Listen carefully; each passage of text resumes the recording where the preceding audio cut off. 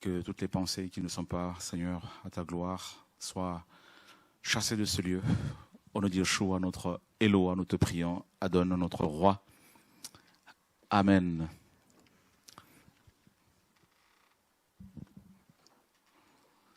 Y a-t-il des personnes qui sont venues pour la première fois ce soir? Non? Ça va? Que les anciens? Hop, ouais, là-bas. Ouais. Là-bas aussi. Et ok. Donc c'est Christelle qui t'a invité, c'est ça? Hein? Ok. Tu pries dans une assemblée? Comment? Ça dépend? Ok. Ok. Et le frère? Tu étais au Mans? Ok. D'accord. D'accord. Y a-t-il des questions? Quelqu'un a une question à poser? Oui. On va te passer le micro. C'est bon, nous sommes en direct. Bienvenue sur TV Radio de Vie. Nous sommes en direct sur TV Radio de Vie. Que le Seigneur soit béni. Donc on va commencer notre formation biblique. Gloire au Seigneur. Merci. Oui, question? Oui, alors moi je voulais savoir sur la base de quel verset on peut bien comprendre que la couverture spirituelle est une hérésie et comment bien discerner faire la distinction entre père spirituel et père dans la foi. Ok. Ok, je vois. Et donc tu veux des passages qui, bien sûr, qui dénoncent la couverture spirituelle, hein, c'est ça. Hein. Oui. Il y en a plusieurs. Et déjà, on va prendre ce passage dans Matthieu chapitre 23. Matthieu 23. Matthaeus 23. Et nous sommes au verset 37. Je le lis. Jérusalem, Jérusalem, qui tue les prophètes et qui lapide ceux qui te sont envoyés. Combien de fois ai-je voulu rassembler tes enfants comme la poule rassemble ses poussins sous ses ailes, et vous ne l'avez pas voulu. Voici que votre maison vous est laissée déserte. Car, je vous le dis, vous ne me verrez plus désormais jusqu'à ce que vous disiez. Béni soit celui qui vient au nom du Seigneur. Donc déjà, ici, on apprend que c'est le Seigneur qui déploie ses ailes pour nous protéger, pour nous couvrir. Et y a-t-il un passage dans la Bible qui confirme cela? Bien évidemment. Dans Psaume 91, et il est dit, celui qui demeure sous la couverture des lions repose à l'ombre de Shaddai. Et on a fait exprès de traduire ça comme dans toutes les Écritures, de traduire les choses. On a essayé de traduire un peu littéralement là, pour la bonne compréhension de la parole. Donc là, on nous parle de la couverture des lions, et traduit en français par le Très-Haut. Repose, celui qui demeure sous sa couverture, mais repose à l'ombre de Shaddai. Et je dis à Yahweh, tu es ma retraite et ma forteresse, tu es mon Elohim en qui je me confie. Car il te délivrera du piège de l'oiseleur, de la peste et de la calamité. Il te couvrira de ses plumes. Vous voyez ici, comme le Seigneur l'a dit dans Matthieu 23, voilà, donc il est question des plumes de Yahweh, voilà, et qui nous couvre, qui nous protège. Donc lui seul est notre couverture spirituelle. Voilà. Pourquoi? Parce que comme la parole le dit aussi dans le psaume, celui qui garde Israël ne sommeille ni ne dort. Voilà. Donc lui seul est notre couverture spirituelle. Et autre chose, la parole nous dit que Yahushua est la tête du corps de l'Église. Donc c'est ça la couverture. Vous voyez? Et donc il y a plein d'autres passages qui le disent. Maintenant, c'est quoi la différence entre père spirituel et père dans la foi? Matthieu 23, le verset 9 nous dit, le Seigneur dit,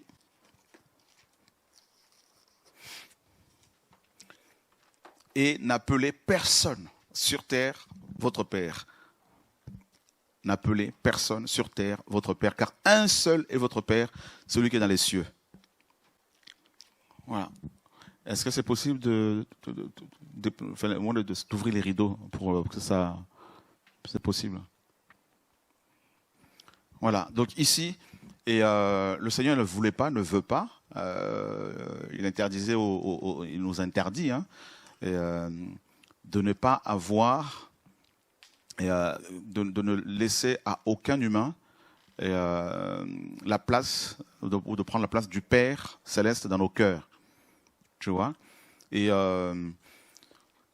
euh, et parce que l'ennemi est le père du mensonge. Donc l'ennemi veut, Satan veut, n'est-ce pas, nous transformer en ses enfants. Parce qu'il a d'autres enfants. Et il veut s'accaparer des enfants d'Elohim pour qu'ils deviennent les siens. Et donc, il y a cette tentation-là, justement, à laquelle les humains sont exposés, ce qui veut que ils deviennent des pères spirituels pour les autres chrétiens, les autres humains. Et malheureusement, c'est ce que l'Église, les papes font. Voilà. Donc, on les appelle, comme vous le savez, Saint-Père. Et Saint-Père, en plus, le dogme catholique dit que, la doctrine dit que le pape est infaillible. Et ça, c'est grave. Voilà. Et en fait, cette vision complètement erronée de la paternité papale est reprise par les églises évangéliques, hein, pas toutes, mais la plupart quand même, avec des églises indépendantes, tout ça, traditionnelles et chrétiennes, où des pasteurs se présentent aux chrétiens comme des pères spirituels, n'est-ce pas? Alors, nous sommes des esprits avant tout. Ne l'oubliez jamais. Nous sommes des esprits avant tout. Nous habitons des corps physiques.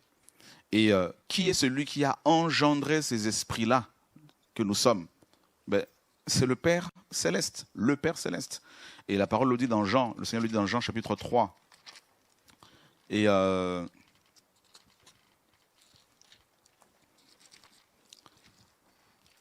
il dit au verset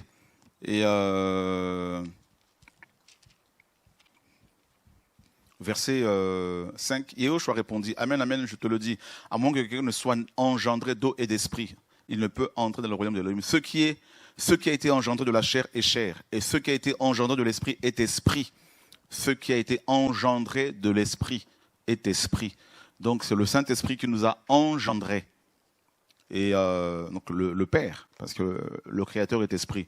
Jacques 1, 18. Regarde ce que Jacob nous dit. Jacques 1, 18. Alors, Jacques est ici. Alors, il dit ceci, parce qu'il a voulu, qui? Le Très-Haut. Donc, on va commencer même à partir du verset 17. Tout ce qui nous est donné d'excellent et tout don parfait viennent d'en haut et descendent du Père des Lumières, en qui il n'y a ni changement, ni ombre de variation. Parce qu'il a voulu, donc le Père, il nous a engendrés par la parole de vérité afin que nous soyons en quelque sorte l'offrande du premier fruit de ses créatures.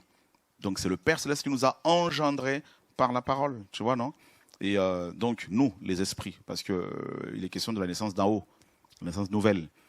Nos esprits étaient morts, ils ont été réveillés, ressuscités, recréés aussi en même temps. Et donc le Père spirituel, c'est vraiment le Père Céleste, le Père de notre Seigneur Yeshua Hamashiach, homme, n'est-ce pas? C'est lui notre Père spirituel, parce que nous sommes des esprits. Voilà. Et maintenant, quand Paul dit, il dit aux Corinthiens, même si vous avez 10 000 maîtres ou 10 000 pédagogues en Mashiach, vous n'avez cependant pas plus à perdre parce que c'est moi qui vous ai engendré par la parole, par l'évangile. Là, il parlait de la paternité dans la foi, parce que Abraham est le père de la foi que nous professons, comme la parole le dit. Tu vois? Et c'est-à-dire, ces hommes-là ont reçu l'appel, comme nous tous, hein, du Seigneur, et ils ont partagé cet évangile aux uns aux autres, cette parole, et le Seigneur se sert d'eux, s'est servi d'eux comme d'autres femmes, pour toucher d'autres. N'est-ce pas? Donc, parce que nous professons la foi. L'évangile, c'est ça. On invite les nations à croire, à avoir foi en Yehoshua. Voilà. Donc, des pères dans la foi. C'est-à-dire, ce sont des modèles, tout simplement. Quand Paul parle des pères dans la foi ici, et en parlant de Timothée, il parle des modèles, parce qu'il le dit par rapport à Timothée. Regarde, nous sommes dans 1 Timothée. Et donc, les pères dans la foi sont simplement des exemples, des modèles qui sont appelés à... qui doivent être imités. Donc, 2 Timothée, chapitre 1er. Paulos, apôtre de Yeshua Mashiach par la volonté d'Elohim, selon la promesse de la vie qui est en Mashiach Yeshua, à Timothée, mon fils bien-aimé. Voilà. Et Donc, Timothée était son fils bien-aimé parce que, selon Acte 16, Timothée était déjà chrétien. Il était déjà chrétien, Timothée. Les frères et sœurs rendaient un témoignage de lui. Et quand Paul l'a entendu, il a pris avec lui. Et il a circoncis physiquement. Tu vois, non? Donc, et par cet acte aussi, Paul était comme un père. C'est comme les pères chez les Hébreux. Et c'était comme, pas les pères biologiques, hein, mais les pères qui enseignaient. C'était comme en fait, les maîtres, on les appelait les pères. Et ils appelaient leurs disciples des fils. Voilà. Tu vois, non? Donc, c'était des pères de la foi, des modèles à imiter tout simplement. Et il le dit, je crois, dans 1 Timothée, chapitre 4.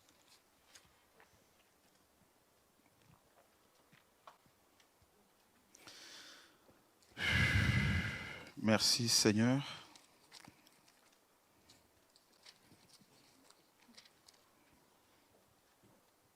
Voilà. Et verset 12. Que personne ne méprise ta jeunesse, mais deviens un exemple, un modèle. Tu vois, non? Mais deviens un exemple, un modèle pour les fidèles. Comment? En parole, en conduite, en amour, en esprit, en foi, en pureté.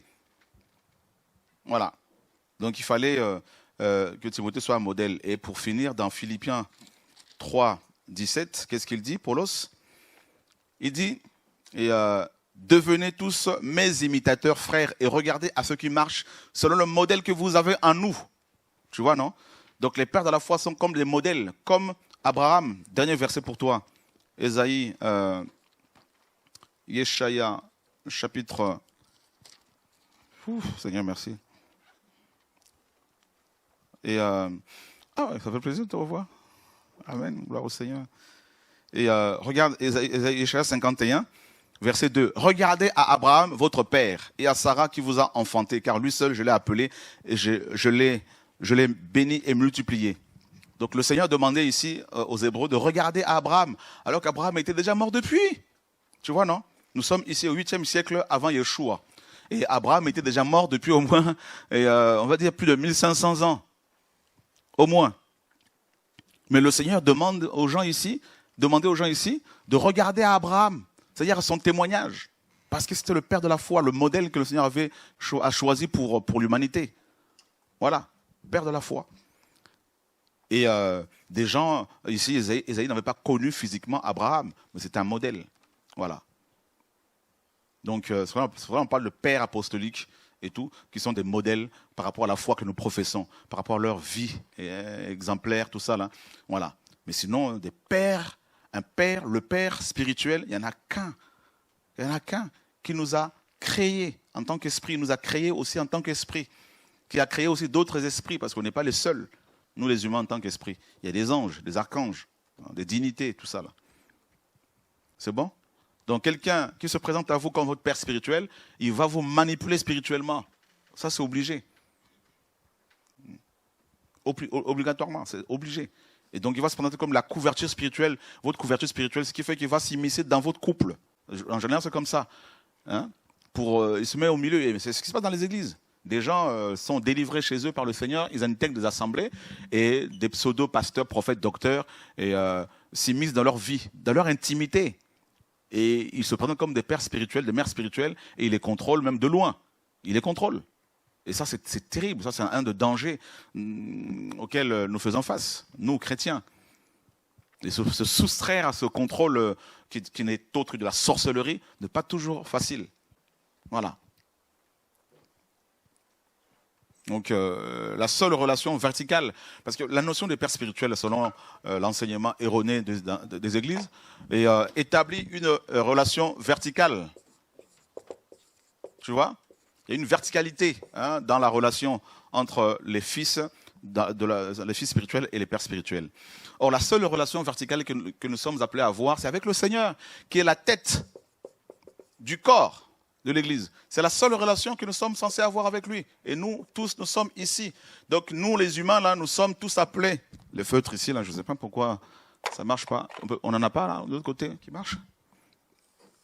Voilà. La seule relation que nous sommes censés avoir les uns avec les autres, là, nous, les frères et sœurs, c'est une relation horizontale. Voilà. Nous sommes tous frères et sœurs. Voilà, que l'on soit apôtre, prophète, docteur, tout ça là, peu importe, mais nous sommes frères et sœurs. Donc il n'y en a pas un qui soit au-dessus. Quelle que soit l'onction qui peut émaner de lui ou d'elle, on est au même niveau. C'est-à-dire nous sommes frères et sœurs, le corps. Voilà, il y a une interdépendance. Voilà pourquoi les dons, personne ne peut dire qu'il a tous les dons, parce que voilà, et les dons que vous avez, moi j'ai pas, les dons que j'ai, il y en a qui n'ont. Voilà, c'est parce qu'on dépend les uns des autres. Voilà. Alors que la relation entre père spirituel et fils spirituel, le père spirituel ne dépend pas des gens, des autres. Sur le plan financier, oui, parce qu'il va se faire payer, il se fait payer. Mais sur le plan doctrinal, tout ça, non, parce que c'est lui qui capte tout selon cette hérésie, hein, et qui doit transmettre tout. Et ça détruit les assemblées. Hein. Ça, c'est, de toute façon, la fonction aujourd'hui qui détruit les assemblées, c'est la fonction pastorale qui est mal définie, mal enseignée, mal comprise. Cette fonction est mal comprise. Et ce qui fait que ça détruit. Le pasteur aujourd'hui étouffe les églises. Voilà, de par son omniprésence. Et le pasteur est devenu un danger pour les églises. Hein. Parce qu'il travaille 46 heures par semaine, pratiquement. Il jongle, il a plusieurs tâches, tout ça. Il doit enterrer les morts, il doit célébrer l'Eucharistie, il doit prendre vos dîmes, il doit... Vous voyez, c'est terrible. La fonction pastorale telle qu'elle est enseignée, telle qu'elle est exercée aujourd'hui dans les assemblées, n'a aucun fondement biblique. Cette fonction tire son origine du catholicisme romain qui lui-même a été conçu dans l'utérus de la Babylone. Voilà. Vous vous rendez compte qu'il n'y a pas une seule église biblique qui était dirigée par un pasteur seul. Il n'y en a pas. Il n'y a pas un seul verset biblique qui le dit.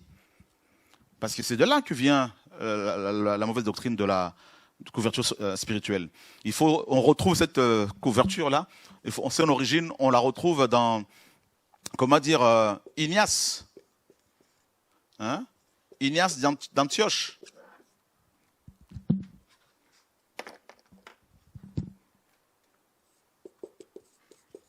Hein? Qui a vécu entre 35 et 107 après Yeshua. Et qui, lui, dans ses écrits que vous pouvez retrouver sur Internet, il disait clairement que tous devaient suivre l'évêque comme s'ils suivaient le Seigneur Yeshua. Que là où il y a l'évêque, c'est là où il y a l'église. Que là où si l'évêque n'est pas quelque part, il ne doit pas y avoir de célébration de l'Eucharistie. Appelé faussement la Sainte Seine. Le bout de pain qu'on donne aux gens. Voilà. Qui n'a aucun fondement biblique. Vous voyez? Donc du coup, lui c'est lui. Et ensuite, vous avez, là, il a vécu au 1er siècle. Et ensuite, vous avez Cyprien. Cyprien de Carthage, un Africain. Et il est né en Tunisie, un des pères de l'Église selon le christianisme paganisé, parce que vous avez l'Église paganisée et puis la véritable Église, qui a pour père spirituel Adonai, et la fausse Église qui a pour père spirituel les pères de l'Église. Voilà. Et Cyprien disait carrément dans ses écrits, au 2e siècle, parce qu'il a vécu entre 200 et 250 après Yeshua, il disait carrément que chaque Église locale devait avoir sa tête un seul homme, le pasteur. Et c'est lui qui a introduit la pratique de la dîme dans le christianisme paganisé. Il disait que le pasteur en question devait être payé avec la dîme comme l'étaient les Cohen sous la loi, les prêtres. Voilà. Tu vois? Ils ont inventé des termes comme le cléricalisme, ça c'est Constantin, le clergé, laïque, tout ça, pour séparer les chrétiens de la classe dirigeante. Donc vous vous rendez compte, ça vient de loin. Déjà, nous sommes au 2e siècle, 1er siècle, 2e siècle. Même dans la Bible, quand vous lisez Jean, dans 3 Jean, ou 2 Jean, et Jean parlait de Diotrephe qui aimait être le premier parmi les frères et qui chassait les gens il chassait les gens de l'assemblée. Regardez ce que Jean disait déjà ici. Vous voyez, la notion du père spirituel là, a été dénoncée par les apôtres, notamment Jean. Et ça vient des daddies, des premières dames aujourd'hui, c'est la paganisation où les... moi ça me... Voilà, on va aller doucement. Alors 2 Jean, regardez ce que Jean disait. Verset 7. Parce que beaucoup de trompeurs sont venus dans le monde, ne confessant pas Yeshua Mashiach venant en chair. C'est là le trompeur et l'anti-Mashiach. Prenez garde à vous-même afin que vous ne perdiez pas ce que nous avons produit. Afin que nous ne perdions pas ce que nous avons produit, mais que nous recevions la pleine récompense. Quiconque va au-delà et ne demeure pas dans la doctrine du Mashiach n'a pas Elohim. Celui qui demeure dans la doctrine du Mashiach a le Père et le Fils. Et donc, ça c'est... Et plus loin, dans 3 Jean, voilà, exactement. Il dit, au verset 9, « J'ai écrit à l'assemblée, mais Diotrephe, qui désire être le premier parmi eux, ne nous reçoit pas. » C'est pourquoi si je viens, je rappellerai les mauvaises œuvres en tenant contre ces mauvaises œuvres. Si je viens, je rappellerai les œuvres qu'il fait en tenant contre nous de mauvais discours. Et ne se contentant pas de cela, non seulement il ne reçoit pas, non seulement il ne reçoit pas lui-même les frères, mais il empêche même ceux qui veulent le recevoir et les chasse de l'assemblée. Tu vois? Donc déjà, Diotrephe ici dans la Bible, c'est lui l'image vraiment biblique hein, du père spirituel, la mauvaise doctrine du père spirituel. Il désirait être le premier parmi les frères et sœurs. Et c'est ce que l'on voit dans les assemblées, dans pratiquement toutes les assemblées. Vous rentrez dans un bâtiment qu'on appelle faussement église, qu'est-ce que vous voyez? L'estrade, un fauteuil en cuir qui est différent des autres, des chaises. Hein. C'est le fauteuil du bishop, de l'homme de Dieu. Voilà. Qu'il soit blanc, noir, jaune, marron, chocolat, peu importe, ce sont les esprits qui sont derrière eux, qui touchent à la fois les noirs, les blancs, les jaunes, tout le monde, tous les humains. Donc d'emblée, quand vous rentrez dans un bâtiment, vous savez qui est le bishop là-dedans, qui est le patron, ça se voit. Voilà. Il y a une différence qui est marquée, nette, hein. Même sur le plan physique, même sur le plan vestimentaire. D'emblée, vous le voyez. Et sa femme, vous le voyez bien sûr, qui se dandine comme, excusez-moi, comme une dinde, et tout ça... tout ça pour certains d'entre eux. Et quand je vois ce monsieur au Canada qui est poursuivi par la justice canadienne parce qu'il a couché avec des femmes, et tout ça là, et que sa dame, enfin bref, une confusion mais généralisée. On est vraiment dans un temps de confusion là, mais totale, hein, mais totale, c'est la fin. C'est la fin. Moi je vous dis là, si vous voulez aller au ciel, il faut éviter les assemblées. Hein. Je ne parle pas de la communion fraternelle parce que c'est biblique, mais les assemblées là, paganisées, il faut les éviter. Hein. Il faut les fuir. Hein. Si vous y allez là, vous allez à l'enfer, hein, je vous dis. Hein. Ah ouais, c'est fini. Ça, oui, frère. On va te passer le micro comme on est en direct. Merci. Pour les gens qui sont chez eux, merci, frère. J'avais juste une question par rapport à ça. Mais de manière ponctuelle, on peut quand même assister par exemple à un baptême catholique? Très bonne question.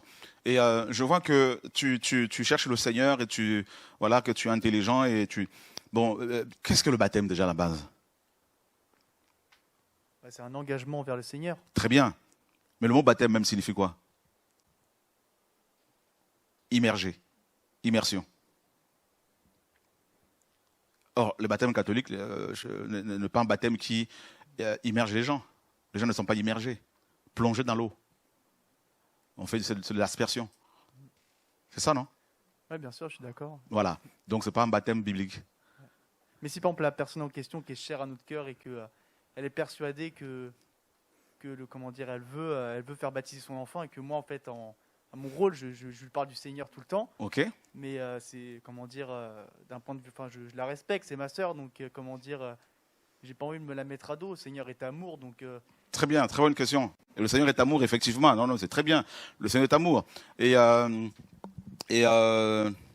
maintenant, qu'est-ce que l'amour? Je t'embête un peu. Qui est l'amour? C'est le Seigneur, mais qu'est-ce que l'amour? Est-ce le laxisme? L'amour, c'est pas du laxisme. Hein? Je dirais l'amour agapé, le grand amour, désintéressé. Très bien, très bien, très bien, très bien. Donc, aimer le Seigneur, c'est mourir à soi-même. Aimer le Seigneur, c'est déplaire aux hommes. C'est ça, aimer le Seigneur. Parce que le Seigneur est à l'encontre, aux antipodes, de la vision des hommes de ce monde. Il est à l'opposé, on est d'accord. Il est la lumière, le monde c'est les ténèbres. On est d'accord. Le Seigneur dit, si vous m'aimez, gardez mes commandements. On est d'accord. Mais maintenant, un baptême qui n'est pas biblique. Et si tu expliques à la personne que ce n'est pas biblique, la personne dit, non, moi je vais quand même le faire. Et si toi tu participes à ce baptême-là, soit disant parce que tu aimes le Seigneur, alors que ce baptême contredit la parole, tu ne penses pas qu'il y a un souci? Voilà. C'est pour cela que les amoureux du Seigneur, dans la Bible, ont été persécutés par les gens du monde parce qu'ils marchaient à contre-vent. C'est ça en fait. Il y a un passage pour toi, Galates 1:10. Non, c'est bien ce temps d'échange comme ça.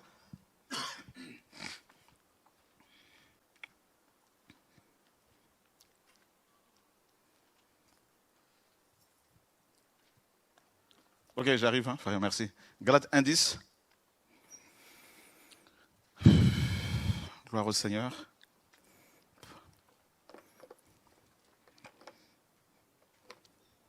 Est-ce qu'il y a une Élisabeth là ou une Élisabeth qui est malade? Je ne sais pas pourquoi le Seigneur me parle d'Élisabeth. Ouais, Galates 1:10. Tu peux le lire, c'est possible? Oui. Alors. Car maintenant, est-ce la faveur des humains que je désire ou celle d'Élohim? Ou est-ce que je cherche à plaire aux humains? Car si je plaisais encore aux humains, je ne serais pas un esclave du Mashiach. Qu'est-ce que j'en pense? Bah oui, c'est clair. Hein. Voilà. Ben, on acclame la parole du Seigneur.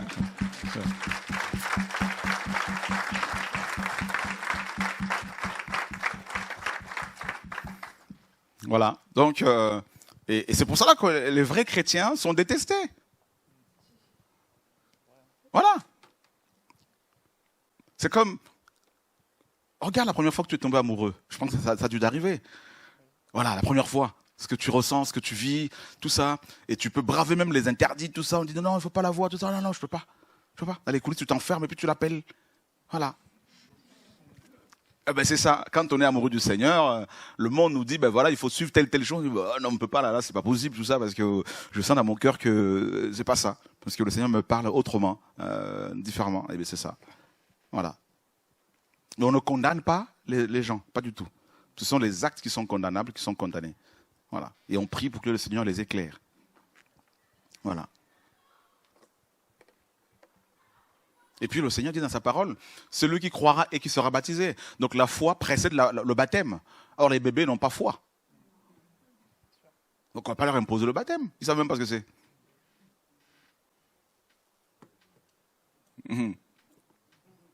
Ça c'est Marc chapitre 16, verset 15. Allez dans le monde entier, prêcher la bonne nouvelle. Celui qui croira et qui sera baptisé sera sauvé. Voilà.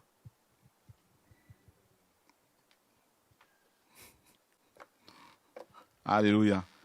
Voilà notre combat. Bon, frère, une question? Pour le mariage, on va lui passer le micro. Avec ces enseignements, on est en train de vous créer des problèmes. Mais une fois que tu as entendu la vérité, fini. En fait, c'est pour rebondir sur le baptême. Est-ce qu'on peut assister à un mariage, quel qu'il soit? Voilà, si on a la conviction voilà, qu'on aime Jésus, est-ce qu'on peut y assister? Bien évidemment, si le Seigneur, ça dépend, entre un homme et une femme, oui, pas de problème. Et il faut préciser aujourd'hui parce que, bon, voilà.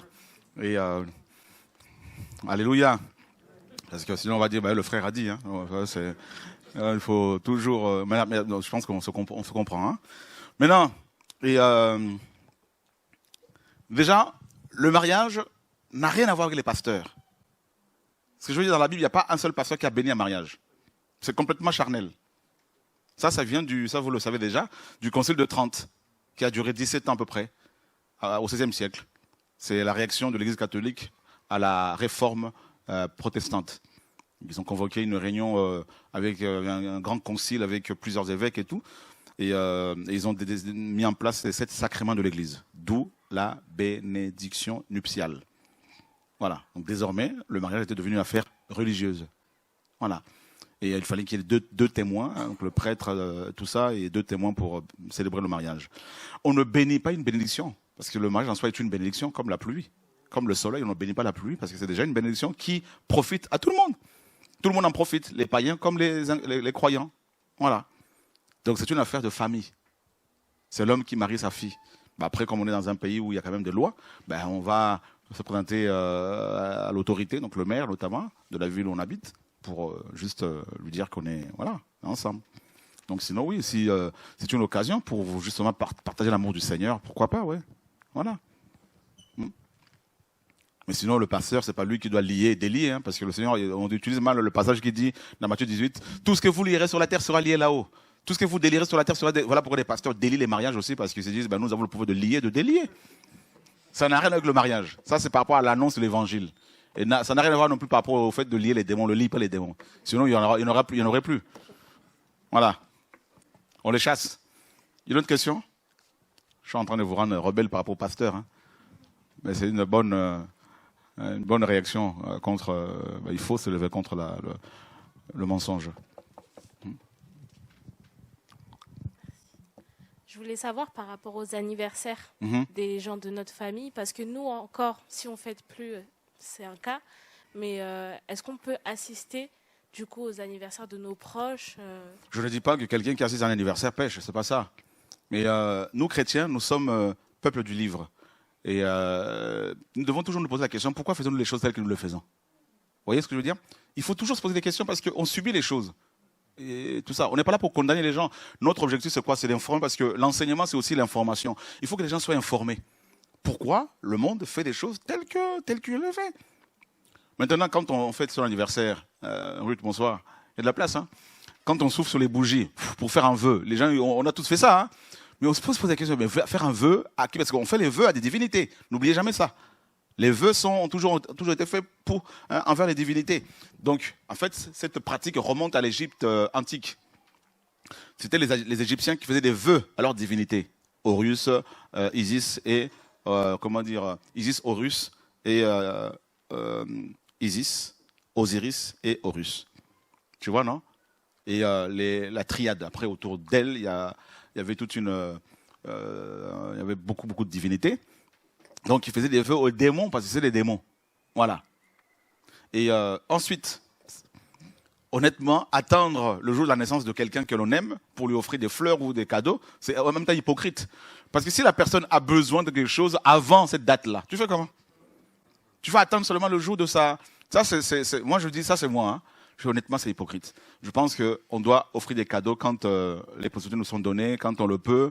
Je pense qu'il y en a qui le font, bien sûr. Hein.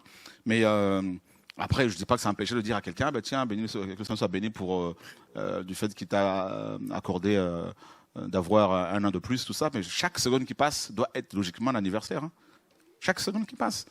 Et dans la Bible, les deux personnes qui ont fêté leurs anniversaires, c'était les deux monarques païens. Hein. Pharaon, il a pendu quelqu'un. Son panetier. Et puis Hérode, il a coupé la tête de Jean-Baptiste.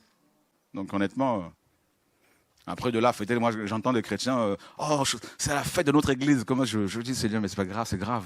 Quelle ignorance. L'église a 2000 ans, et vous fêtez votre église parce que l'église a 2 ans, 3 ans, 4 ans, vous vous rendez compte?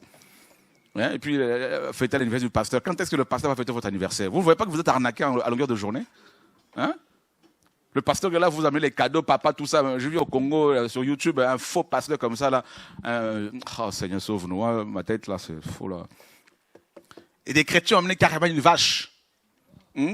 La vache attendait d'être exécutée. Hein, ça, c'est l'exécution carrément. Et puis, l'anniversaire de papa. Le papa était tout content. Il y a eu beaucoup de cadeaux. Et vous avez les ignorants qui sont là, qui sont dépouillés à longueur de journée. C'est la seule religion remplis d'ignorants qui ont la démangeaison de se faire dépouiller à longueur de journée par leur pseudo-père spirituel. C'est quand même grave. Quand est-ce qu'on va, ces gens-là vont aller nourrir les pauvres qui sont dehors, les SDF qui sont dehors, ces femmes qui n'ont pas les moyens, qui sont seules avec leurs enfants, tout ça, qui meurent de faim, même en France. Donc, non, mais je pense que c'est une occasion, si on t'invite à une fête d'anniversaire dans la famille, profite-en dans ce cas-là pour annoncer le Seigneur, dans la sagesse, pas condamner les gens. Voilà, donc ça, il n'y a pas de problème à cela. Voilà. Mais c'est plutôt une fête païenne, quoi. Ça, il faut le savoir, il faut le dire. Voilà. Et puis, ça a donné naissance aussi à l'anniversaire de Jésus catholique, hein. La Noël. Voilà. Qui est devenue plutôt une fête commerciale, voilà, plutôt une fête où les gens se font de l'argent. Voilà.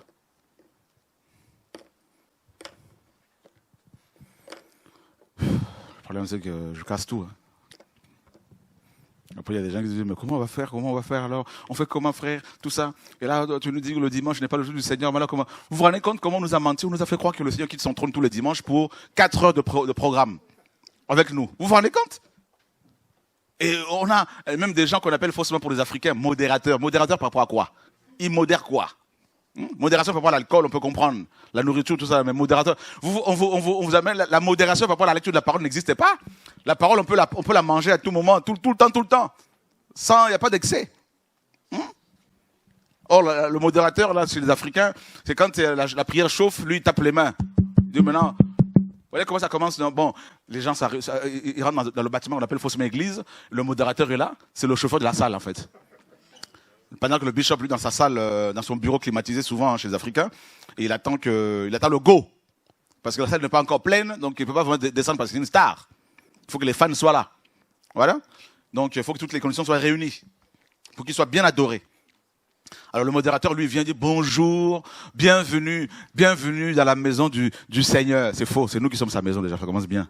Ça là, ce sont des briques. On peut les casser, il n'y a pas de problème. Amen. Et puis après, nous allons bénir le Seigneur parce qu'il nous a gardés. Et puis nous allons demander pardon au Seigneur. Donc entre ta maison et le bâtiment appelé faussement l'église, tu n'as pas eu le temps de demander pardon. Tu serais mort en chemin et tu partirais en enfer. Et puis on va demander pardon. Alors, demandons pardon parce que nous sommes des pauvres pécheurs, Seigneur. Même les gens qui ne sont pas convaincus, hein, ils demandent quand même pardon parce que le modérateur l'a demandé. Hein. Seigneur, je ne sais pas quand est-ce que je péchais. Je me rappelle, ce jour-là, je pense, hein, oui, Seigneur, oui, effectivement, oui, il y a 4 jours, il y a 5 ans, oui, effectivement. Bon, après, déconnexion. Alors, tu es connecté déjà, hein. Là, on te fait redescendre. Nous allons invoquer le sang de Jésus parce que vous voyez, donc c'est bon. Alors, Seigneur, un petit cantique. Le sang, le sang, le sang, le sang. Même aux Antilles, on retrouve ça. Hein. Et puis la salle, on va l'inonder du sang du Seigneur. Et puis dedans, il y en a qui ne savent pas nager. Ils se noient, les pauvres, voyez. Et puis après, nous sommes maintenant pardonnés, purifiés. Nous allons maintenant invoquer le Saint-Esprit. Alors que nous sommes scellés du Saint-Esprit. Et être rempli du Saint-Esprit, c'est notre privilège. C'est tous les jours, bien sûr. Alors là, on va invoquer le Saint-Esprit. Il y a toujours, comme vous le savez, un thermomètre spirituel, une sœur, toujours, beaucoup plus sensible que les autres, qui a beaucoup de problèmes émotionnels, tout ça, et puis qui, charnellement, tombe par terre. Et vous dites, oh, ça y est, l'Esprit est là. Voilà, l'esprit de mes enfants, je suis parmi vous. Donc le Seigneur quitte son trône pour nous dire juste qu'il est parmi nous. Alors que la Bible dit qu'il a dit dans la parole, là où 2 ou 3 s'assemblent à mon nom, je suis là. On le sait déjà. On n'a pas besoin de ta prophétie, on sait que le Seigneur est avec les enfants qu'il a sauvés. Amen. Alors il faut toujours quelqu'un pour l'attraper parce que la pauvre, il y a ramassé tout là-dedans. Vous voyez, pas de maîtrise, pas de contrôle de soi. Alors ce fruit-là, ça l'intéresse pas. Voilà. Donc tout ce qui l'intéresse, c'est le parler en langue. C'est le même parler en langue que le pasteur. Hein. Tout le monde parle la même langue. Hein. C'est la même tribu. Enfin bref. Laissez-moi parler parce que là, je sens que ça chauffe. Et puis après, une fois qu'on est rempli de l'esprit, maintenant, il faut se lever. Chacun doit prendre son épée. Prenez vos épées. Parce que vous comprenez, les démons sont toujours là. Donc il faut les chercher maintenant. Il faut les chercher. Il faut les tailler. Alors là, vous avez les gens qui font des incantations qui se lèvent. Tout le monde se lève. Alors, il faut marcher. Alors virez les chaises. Alors on va marcher. Alors la lune, il faut parler à la lune. Lune. Hein, toi qui as retenu ma bénédiction. Depuis quand la lune retient-elle ta bénédiction? Et puis après, il faut profiter pour envoyer le feu au village là-bas, parce que vous comprenez, il y a une tante là-bas qui nous crée des problèmes. Tous les jours, on fait des rêves bizarres sur elle. Et puis on envoie le feu pour qu'elle soit bien consumée, la pauvre, alors que le Seigneur est venu pour sauver. Voilà. Mais maintenant qu'on a chassé les démons, tout ça, donc maintenant, on peut louer le Seigneur. Alors là, c'est du Johnny Hallyday, tout ça là pour les Français, tac tac tac, du rock, tac tac tac tac tac. Il y a quelques-uns qui, vous voyez, il y a des drapeaux, tout ça, des femmes qui ont des drapeaux, ça danse et puis le bidon, le ventre, tout à l'air comme ça là, tout ça, et ça bouge dans tous les sens, hein, collant bien serré, bien comme il faut. Vous avez quelqu'un qui est faible là-dedans, qui mate bien comme il faut et qui regarde de temps à autre si quelqu'un l'a vu et tout ça. Et puis ces Africains, c'est carrément du coupé décalé, Kofi Olomide, Papa Wemba, tout ce que vous voulez. Pour les Antillais, tout ça là, ça c'est du Frankie Vincent, c'est du Kassav, Zouk, tout ce que vous voulez. Alors là, c'est Zouk à fond là-dedans, là, serré, collé, serré, tout ça bien comme il faut. Voyez. Et puis après, une fois qu'on a bien transpiré parce qu'on a loué soi-disant, on va adorer. Vous voyez, le rythme un tout petit peu, tu vois, se ralentit un peu, tout ça là. Alors c'est alors là-dedans, c'est la chorale, hein, c'est le gospel, tout ça, ils sont tous habillés de la même manière. En fait, c'est à l'américaine, quoi. Vous comprenez un peu le gospel. Alors que le gospel, c'est l'évangile. Hein. Là-dedans, il y a rien de l'évangile là-dedans. Hein, voyez, c'est que des stars, des impudiques souvent, des orgueilleux, voyez, bien maquillés, comme talons, bien comme il faut. Hein. Alors là, c'est je dis pas que porter des talons c'est mauvais, mais bon, bref, quand même. Une femme qui fait 1m50, qui du coup se retrouve avec 1m90, il faut comprendre qu'il y a un problème. Hein. Voilà.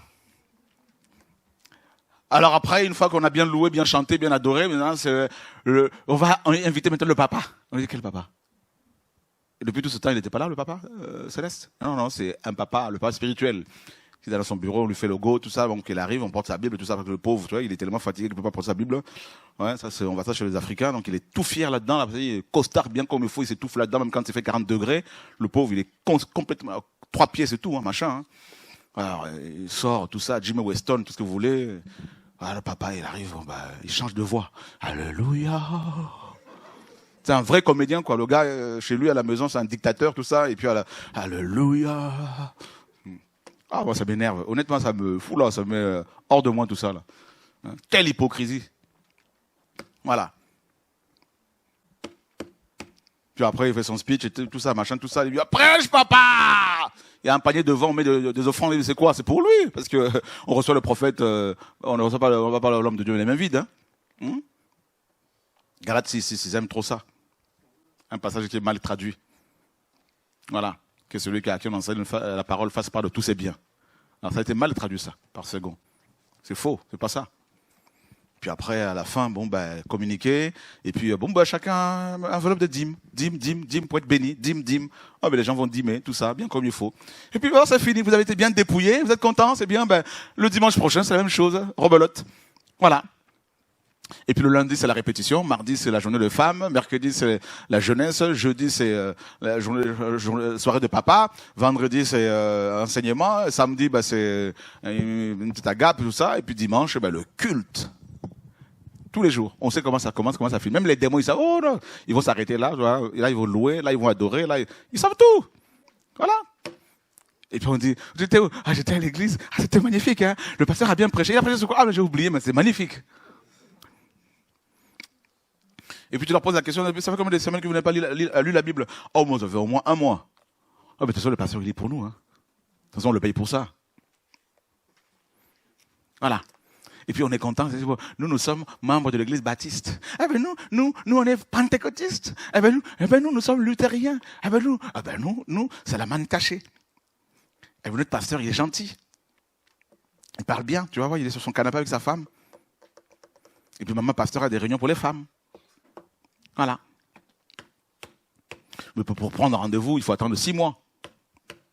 Et puis, nous sommes en train de cotiser pour construire la plus grande église de France. Oui, je te dis, il y aura des restaurants, hein, il y aura plein de choses. Oui, la vision du pasteur, c'est ça, avoir la plus grande église.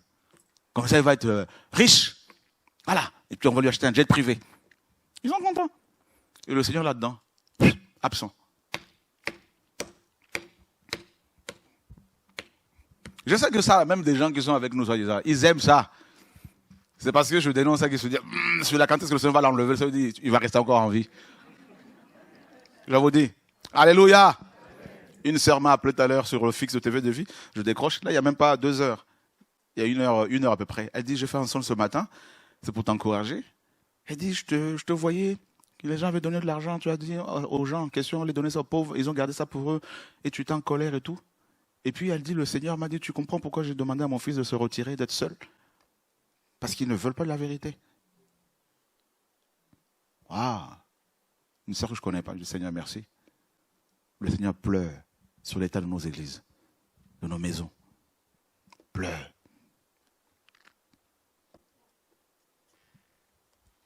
Pleure.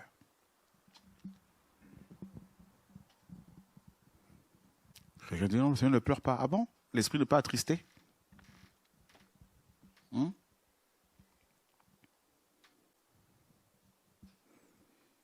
Yehoshua pleura. Vous vous rendez compte qu'il a souffert à la croix? Il a versé tout son sang à la croix pour nous rendre libres par rapport au péché. Et beaucoup deviennent encore esclaves du péché. Libres par rapport aux hommes. Mais des chrétiens veulent encore être contrôlés par les hommes. Libres de la loi mosaïque. Mais des chrétiens sont encore attachés aux jours de prière, attachés encore au bâtiment, attachés encore... Vous vous rendez compte?